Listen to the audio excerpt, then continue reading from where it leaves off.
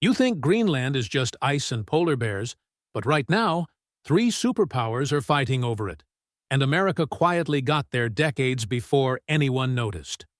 What you're about to discover will completely change how you see the Arctic, because this frozen island sitting between two oceans isn't just land anymore. It's the most valuable piece of real estate nobody talks about, and the race to control it started long before anyone realized the game had begun. Here's what they don't tell you in geography class. Greenland looks absolutely massive on most maps, roughly the size of Africa, but that's a lie created by something called the Mercator projection. In reality, Greenland is about 14 times smaller than Africa, roughly 2 million square kilometers compared to Africa's 30 million. But here's the twist that matters right now. While everyone was laughing at how distorted maps made Greenland look, military strategists were seeing something completely different. They saw the shortest route between America and Russia. They saw radar stations that could detect missiles 15 minutes earlier than anywhere else. They saw submarine routes that nobody could monitor. And in a moment, you'll see why America realized this in 1941, years before the Cold War even started, and what they built there that still operates today. The story actually begins during World War II, when most people thought Greenland was just Danish territory covered in ice. Denmark had claimed Greenland since 1721, but when Nazi Germany invaded Denmark in April 1940, something fascinating happened. Suddenly, this frozen island had no functioning government protecting it, and it sat directly between North America and Nazi-occupied Europe. The United States saw an opportunity that would change Arctic geopolitics forever. Within months, American forces established bases in Greenland under an agreement with the Danish ambassador in Washington, who technically had no authority to sign anything because his government was under occupation. Wild, right? But it gets better. By 1941, before America even entered the war, U.S. military forces were already building weather stations and airstrips across Greenland. Why? Because Greenland's position made it the perfect early warning system. Any German aircraft or ships trying to cross the Atlantic had to pass near Greenland. American meteorologists stationed there could predict weather patterns that would hit Europe days later, giving the Allies crucial advantages in planning operations. But the real genius move came in 1943, when the U.S. Army established Bluey West 1, an airbase that allowed planes to refuel while crossing the Atlantic. Thousands of aircraft used this route to reach Europe. Greenland became America's unsinkable aircraft carrier, and almost nobody outside military circles knew it existed. Now, here's where it gets insane. When World War II ended in 1945, you'd think American forces would leave and Denmark would regain full control. That's not what happened. The United States negotiated to keep their bases, and in 1951, as Cold War tensions exploded, America and Denmark signed a defense treaty that essentially gave the U.S. military permanent rights in Greenland. The justification was defending NATO territory, but what they built there was something far beyond simple defense. In 1953, construction began on Thule Air Base in northwest Greenland, just 1,100 kilometers from the North Pole. This wasn't just another military installation. Thule became the northernmost deep-water port in the world and home to a ballistic missile early warning system that could detect Soviet ICBMs the moment they launched. Think about the geometry here. A missile fired from Siberia toward New York would travel over the Arctic, passing directly above Greenland. Radar stations at Thule could spot it roughly 30 minutes before it reached American cities, compared to maybe 15 minutes warning from stations in Alaska. Those extra 15 minutes could mean the difference between evacuating cities or total surprise. And in a moment, you'll discover what happened when the Soviet Union found out about Thule, and why Greenland almost triggered World War III. But there's something nobody talks about regarding Thule. To build this base, the U.S. military relocated an entire Inuit community that had lived in the area for generations. Around 130 Inuit people were forced to move roughly 150 kilometers north, with only 4 days' notice in May 1953. Their homes were demolished. Their hunting grounds became runways. Denmark and America promised them new settlements and compensation, but many families received neither.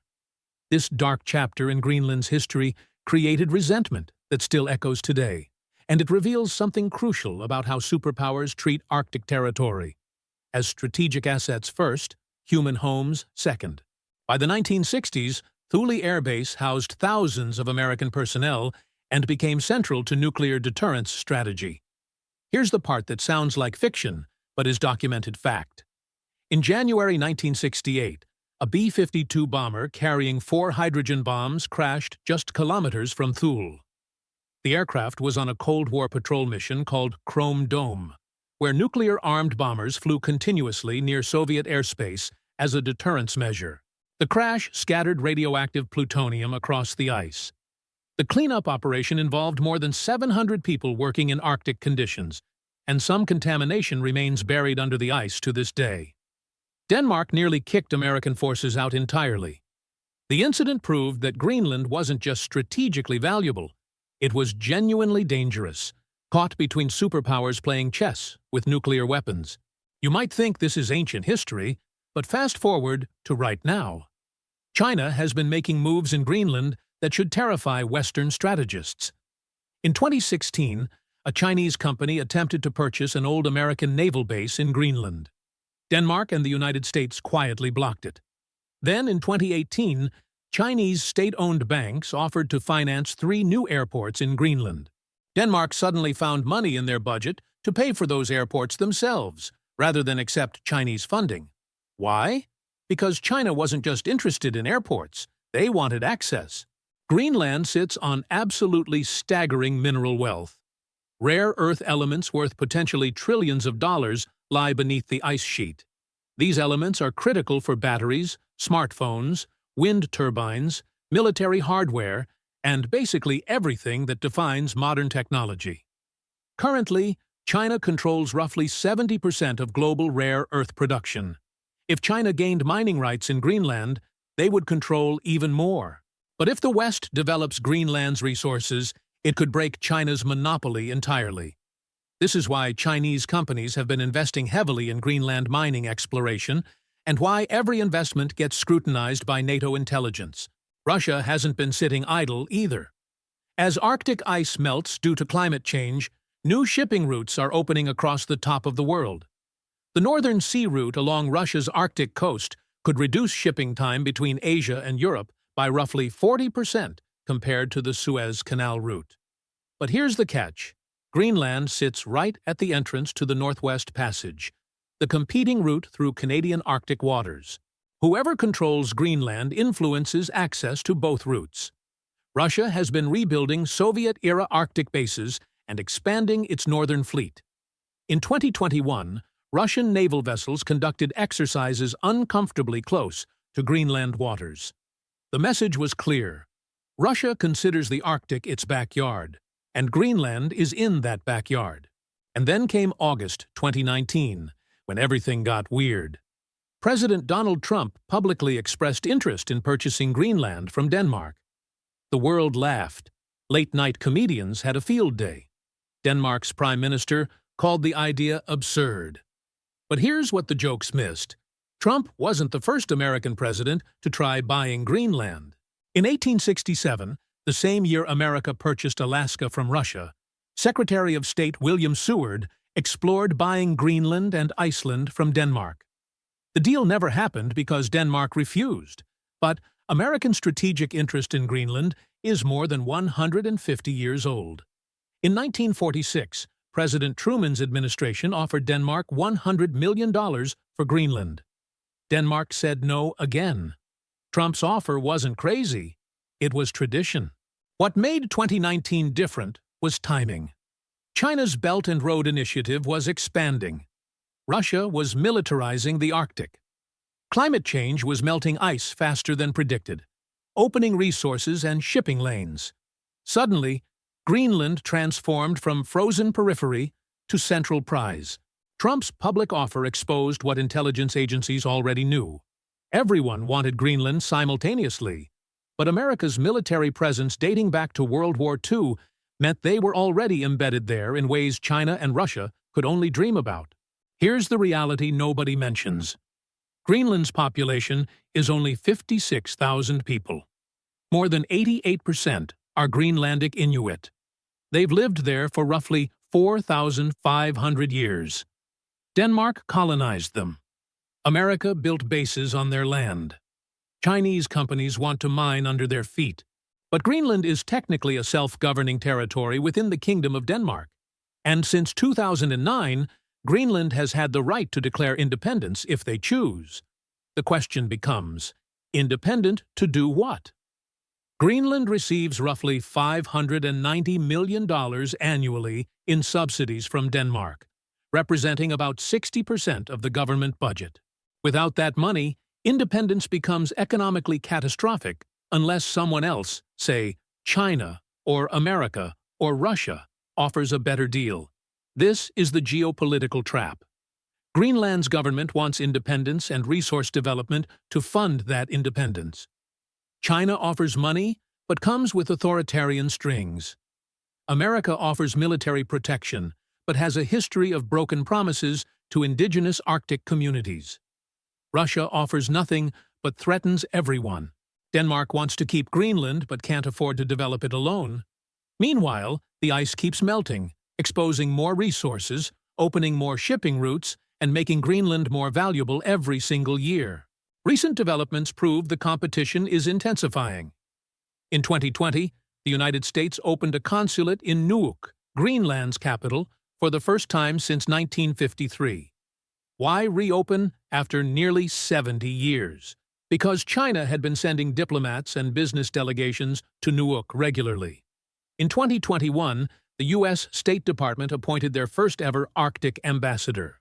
In 2023, America announced a $12 million aid package for Greenland focused on mineral exploration and economic development. These aren't random diplomatic gestures.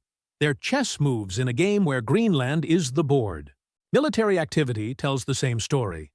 Thule Air Base is being modernized.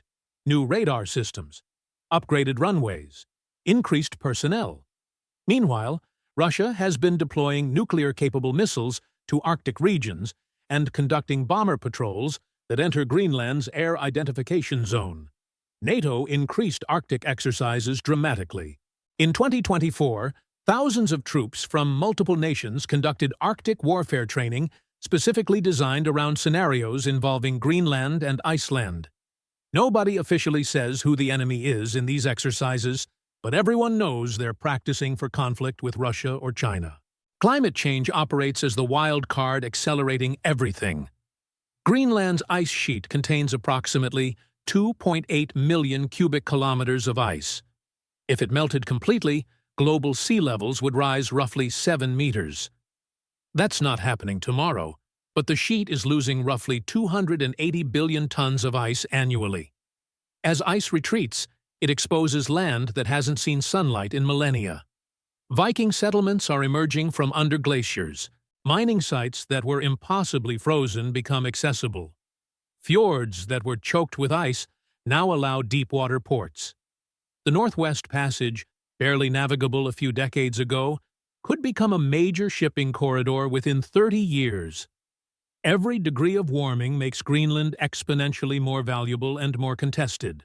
Here's what keeps military strategists awake at night. If tensions escalate between superpowers, Greenland becomes the most likely flashpoint. It's NATO territory, but geographically isolated and difficult to defend. Russia could theoretically seize portions of eastern Greenland before NATO mobilized sufficient response. China could establish research stations that are really military outposts, or consider this nightmare scenario. Greenland declares independence, and China immediately offers a massive aid package in exchange for basing rights. Suddenly, Chinese military forces sit between North America and Europe.